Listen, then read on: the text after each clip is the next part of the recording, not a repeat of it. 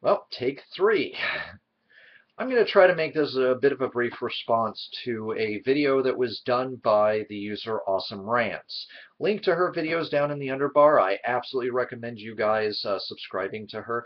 She was tackling why marijuana should be illegal and some of the inherent issues. And yes, absolutely, it's not all daisies and butterflies when it comes to the legalization of marijuana. Now, um, but most of what they said, both of them said, was pretty apt.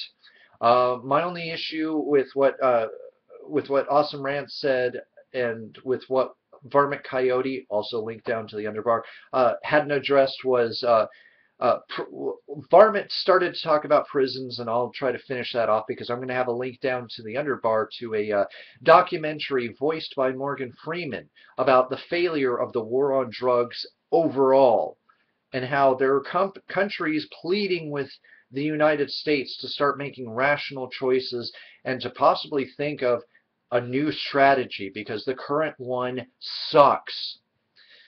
But I digress. Um, when it comes to drugs, you find out that twice as many people are in jail for drugs, including pot, than there are murderers, rapists, thieves, and so on and so forth, almost combined. They make up the majority of the prison population. This isn't unlike, and this becomes a huge barrier post jail time because of good old social standards.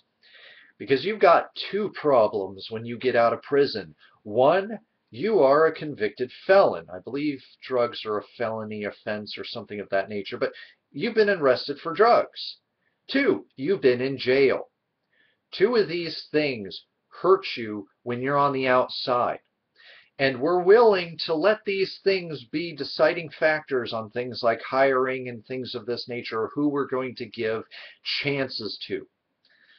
Instead of, oh, I don't know, giving these people a decent job, uh, friends, family, a support network, maybe a relationship. In other words, rather than giving them everything to lose by falling off the bandwagon, well, of obviously with the conjunction of treatment programs and things of this nature, for those who need it. We have this idea, oh, you do drugs, you're automatically an addict. No, that's overgeneralization and that's stupid. Um, uh, but if we give them nothing to lose by going back to the drugs, where they might do things like prostitution without pay, anything that they can do to get high again, because if we're going to punish them as if they are still doing the drugs and make them feel bad, then why should they not be doing the drugs? What are we doing as a society to make sure that people on the outside get themselves together and become and can become productive members of society? Need I remind you that right now there are some CEOs and some high-level companies doing coke off of a mirror, and then they're able to go back into the boardroom and close $1 million deals. But no, they're not productive members of society who also happen to be drug addicts. No. Silly Octavius. Another point of theirs that I do like, that I do tend to agree with, is simply this. Um, and I've brought this up before. Yes, I agree with them, and I would never have, I've never said otherwise, that this, when it comes to drugs in a person's body, when it comes to poisons in a person's body, your right to harm yourself ends. It's like throwing a punch. Your right to throw a punch ends at a person where a person's face starts, and that's absolutely correct. Unless, of course, you're defending your life, yada, yada, all the situations where obviously you would need to defend yourself, and hitting would probably be preferable to shooting, especially in this day and age. Um, and I think the same applies to this. You can drink Drano. You could feed yourself rat poison, and at worst, you're likely to go to a sanitarium where you're going to be assessed whether you're a danger to yourself and others, which is fine, but you're not typically going to go to jail for putting poison into your body. But the moment that it's an illicit substance, suddenly that's all the distinction in the world. In most cases, whether you're talking cocaine, whether you're talking heroin, whether you're talking meth, you are poisoning your body. In fact, part of the reason why people have reactions inside their mind is because of neurotoxins. Trace amounts, mind you, but just enough usually, hopefully, to get the person to go to places that they want to go to, and in some cases where they don't want to go to. And it's because of the effects of the poison that's in there. So why is it that if somebody can responsibly get high, this needs to be in the context, at least for the most part, in terms of pot, which pot isn't a poison, but I digress, that they're allowed to drink Drano, but if there are any illicit substances in there, you're going to jail, buddy. I don't get the logic there. Obviously, though, if your drug use impacts the life of another person or harms another person, mostly physically, then obviously that's a crime. You don't have a right to hurt somebody, high or not, and that would not change if we changed our legalization of at least pot. Lastly, I want to address the thing that they have not addressed or was unable to address. Um, Awesome Rants had stated that the effects of driving while high was the same as alcohol, yet alcohol's legal, pot's not, which is a good point, except for that's not entirely true. We cannot make a positive assertion on this at this time, as I will talk about as well, because the definitive answer is we don't know. I've got 3 links down in the underbar, the last 3 links from various different pages, some of whom cite studies, some of whom cite only one study.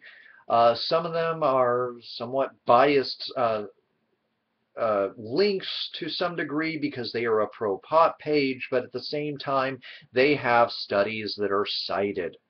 And at the very least, that's something. Some seem to find that people drive better high. Some find that people have the same effect as alcohol. Others, none of them seem to find that the high drivers versus the drunk drivers were worse than the drunk drivers, but very few of them tended to find that it was below that. But again, these different studies have different controls, different placebos, different everything, and none of these have one absolute definitive answer. I can say that in my past, I've driven in a vehicle where pot was being consumed by the driver. Did he drive any worse? No. Did he drive any better? Well, I don't know his driving style, so I can't really talk on that. And there are certain studies that do show some people can drive better high than they ever can sober. Now, is this to be taken as gospel? Absolutely not. As I said, it's not a definitive proof of anything at this point in time, but I want to make the point of contention. If we're going to talk about driving while high when it pertains to pot, the jury is still relatively out. But as I said, you can read it on yourself. Links will be down in the underbar. My opinion is at least pot needs to be legal. A good lot of me thinks that hardcore drugs need to be legalized just simply because I don't see how this war on drugs have prohibited people from doing it. If anything, this goes back to when we were kids. How many of you, and I'm not talking about the absolute goody two-shoes, I'm going to live by the word of my parents and by a possible book, or maybe not a book, but my parents. How many of you, when you were told, I don't want you looking at this, don't go looking at daddy's Playboys under the mattress, don't, don't turn on the stove, don't eat this particular, don't eat these treats, don't do this, don't do that. How many of you actually didn't do it? In a way, by making it illegal, we've made it cool. We've made it something to do. And I've already talked about cases like in Arizona where they found that when at least medical marijuana was legalized, the cases that they could verify of adolescent drug use did not go up, even with having the suppliers of the people who actually hold medical marijuana you know, cards making it legal for them to buy medical marijuana from their medical marijuana dispensaries. So there's not, beyond the millions and billions of dollars we are wasting on what is now the second endless war that we seem to be fighting. The first, of course, being the Afghan, Iraq, Iran war that we've got going on here. And it's yielding zero results, not unlike the other named war that we've got going on here that seems to have no end in sight. This doesn't do good.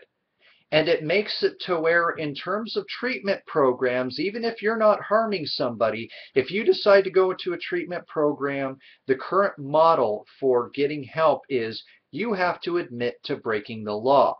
So then you go from rehab to jail for using these illicit substances. And we're calling that progress. We're calling that protecting America's children. That if America's children have an addiction problem and want to get treatment, they have to admit to breaking the law first before they will get treatment. That doesn't sound like civil confinement and its problems as it pertains to our sex laws that are currently in place at all. No, it's my imagination.